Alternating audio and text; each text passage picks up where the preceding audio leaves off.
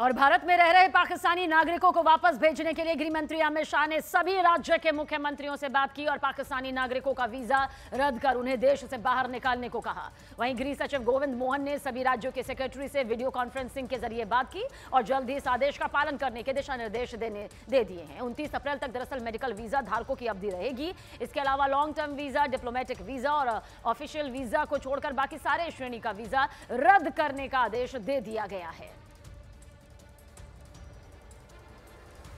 खुफिया एजेंसियों के सूत्रों के मुताबिक पहलगाम हमले के बाद भारत की कार्रवाई से डरकर खौफजदा होकर पाकिस्तान ने पीओके से आतंकियों को शिफ्ट करना शुरू कर दिया है। खबर यह है कि पीओके में बने आतंकियों के कई ट्रेनिंग कैंप्स और ठिकानों को हमले के डर से खाली करा दिया गया। पहलगाम में हुए हमले के बाद भारत के सख्त रुख को देखते हुए पाकिस्तान को डर सताने लग गया है कि भारतीय सेना फिर कहीं बड़ा कोई ऑपरेशन ना कर दे।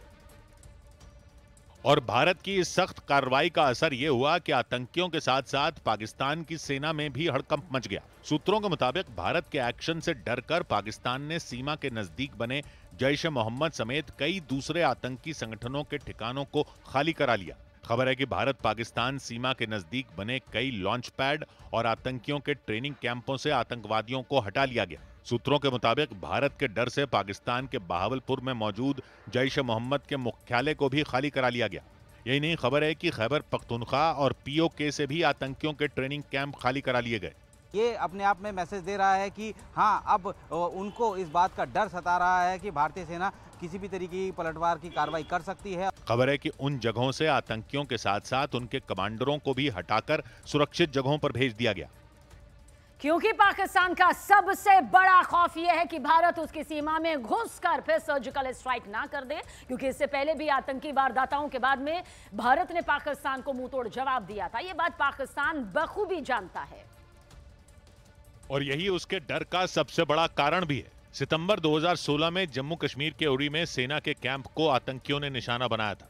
अंधाधुंध फायरिंग की गई थी। उस गोलीबारी में 19 जवानों की मौत हो गई थी, लेकिन उस हमले के 11 दिन बाद ही भारतीय सेना ने सबसे बड़ी सर्जिकल स्ट्राइक कर दी थी। उसने पाकिस्तान में घुसकर कई आतंकवादियों का सफाया किया था। इसके बाद फरवरी 2019 में जम्मू कश्मीर के पुलवामा में आत्मघाती हमले के जरिए जैश ए मोहम्मद के आतंकियों ने बड़े हमले को अंजाम दिया था। उस हमले में सीआरपीएफ के 40 जवान शहीद हो गए थे। इस घटना के 12 दिन बाद ही भारत ने एयर स्ट्राइक कर 300 से ज्यादा आतंकियों को मार गिराया था। पाकिस्तान को डर है कि भारत इसी तरह एक बार फिर सख्त एक्शन लेगा। उसकी नींद तब और उड़ गई जब कश्मीर में भारतीय वायुसेना ने रात भर युद्ध अभ्यास किया। वायुसेना के कई लड़ाकू विमान रात भर आसमान में गरजे, जिनकी आवाज ने पाकिस्तानी सेना और आतंकियों के होश उड़ा दिए।